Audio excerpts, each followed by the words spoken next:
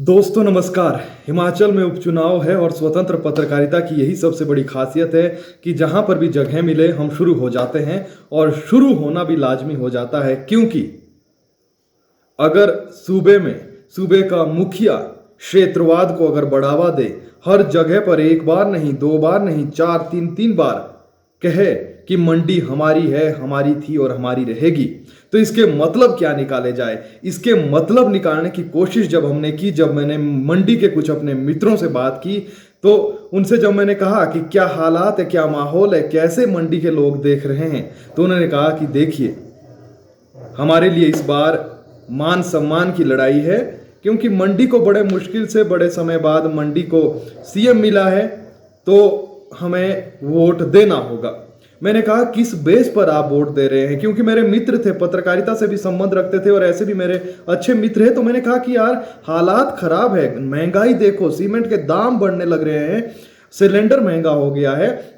और जयराम ठाकुर के कुछ विकास के काम है, तो वो बताइए, अगर विकास के नाम पर वो वोट मांग रहे हैं। तो कहने लगे कि हाँ, वो तो आपकी बात सही है। तो मैंने कहा कि अगर मुख्यमंत्री चाहे किन्नौर का हो, चाहे चंबा का हो, अगर काम अच्छा करे, पूरे प्रदेश को एकजुट रखे, क्षेत्रवाद ना करे और तमाम चीजें रखें, उसे बोलने की जरूरत ना पड़े कि हमने ये किया, उसे लगे कि हाँ कुछ किया है, अपने वोट जो 4 साल का कार्यकाल है उसको देखते हुए उस हिसाब से वो आगे वोट मांगे, तब तो फिर लगता है कि हाँ मुख्यमंत्री ठीक है। लेकिन अगर मंडी का मुख्यमंत्री है, मंडी का ही मुख्यमंत्री रहे, वो काम चाहे कुछ भी ना करें, तो ये कहाँ की जागरूकता हुई, ये कहाँ का एक ये हुआ कि हम पढ़े लिखे लोग हैं, हम समझते हैं कि जो काम करेगा हम उसे वोट देंगे। सीएम यही तो चाहते हैं और यही वो कह रहे हैं कि मंडी हमारी थी, हमारी है और हमारी रहेगी। इसका मतलब और क्या है, मंडी कोई बीजेपी की थोड़ी है, मंडी कोई जो है भाजपा की थोड़ी है, मंडी तो पूरे हिमाचल की है। ऐसे में आप यकीन मानिए कि जब मैं अभी सुबह सुबह अखबार टटोलने की कोशिश कर रहा था कि 1000 से ऊपर तो सिलेंडर के दाम पहुंच गए हैं, वो तो पता तो था, लेकिन अभी जब एक ही पन्ने पे ये तमाम खबरें दिखी, 102 रुपए प्रति लीटर पेट्रोल राजधानी शिमला में पहुंच गया,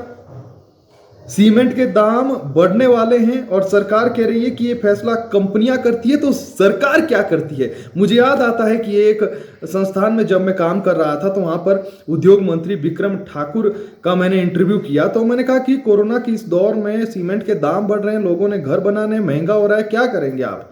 तो उन्होंने कहा कि देखिए, ये तमाम चीजें जो है सरकार इसमें हस्तक्षेप नहीं करती। अगर सरकार इसमें हस्तक्षेप नहीं करती, सरकार के हाथ में कुछ है ही नहीं, तो सरकार के हाथ में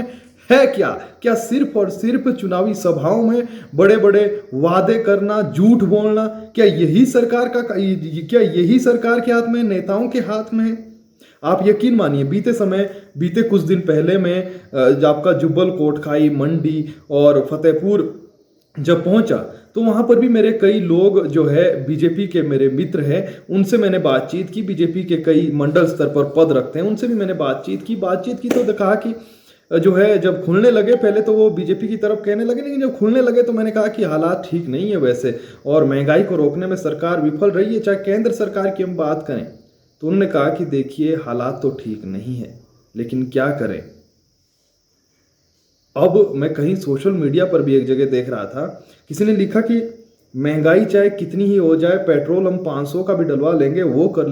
लेंगे, लेकिन अगर धर्म ही नहीं बचेगा फिर क्या होगा? यानी कि नरेंद्र मोदी, बीजेपी की सरकार ने धर्म को बचा कर रखा है और बाकी लुट जाएगा धर्म, अगर जो है बीजेपी की सरकार नहीं आई या बीजेपी नहीं आई तो। ऐसे ऐसे तर्क देश में अब देखने को मिल रहे हैं। ये सिर्फ देश में नहीं, प्रदेश में भी अब देखने को मिल रहा है, और शायद यही वजह है कि बीजेपी हो या फिर सूबे के मुख्यमंत्री हो, वो विकास के नाम पर कुछ भी कहने से बच रहे हैं। सिर्फ और सिर्फ बीजेपी, हमने बताया कि मुद्दे पकड़ने में कुख्यात है, उन्होंने मुद्दे पकड़े भी, और सरकार जो है कांग्रेस कहीं ना कहीं प्रचार में पीछे नजर आ रही है। अब देखना यह है, आप लोगों ने देखना है कि क्षेत्रवाद को आपने आगे लाना है। मंडी के लोगों से भी मेरी अपील है, ये नहीं कि मंडी आपकी है, हमारी है, हम सब की मंडी है, लेकिन ये कहना कि सिर्फ इस बेस पर वोट देना कि मंडी से हैं हम, मंडी से हमारा कैंडिडेट है, सिर्फ उस बेस पर वोट करना, ये कहीं ना कहीं अगर आपको जायज कैंडिडेट लगता है फिर आप दे सकते हैं। लेकिन ये कहना कि हमारे लिए तो मंडी को का सीएम है, मंडी से उम्मीदवार है, इसलिए हम मंडी के साथ है, और ये भी फिर कह रहे हैं कि काम तो कुछ नहीं हुआ, महंगाई है, बेरोजगारी है, लेकिन फिर भी मंडी, तो मंडी नहीं रहेगी। ऐसे में आप सभी से अपील है कि अपने स्तर पर अपने दिमाग से फैसला लें, वोट करें, जरूर वोट करने जाएं, लेकिन इन बातों का ध्यान रखें कि गैस सिलेंडर के दाम 15 रुपये इजाफा हुआ है। हिमाचल में भी हाल ही में शिमला में एक गैस सिलेंडर के दाम 1001 रुपये पहुंच गया है, 102 रुपये पेट्रोल बिक रहा है, और 20 रुपये तक पेट्रोल के दाम बढ़े हैं इसी साल।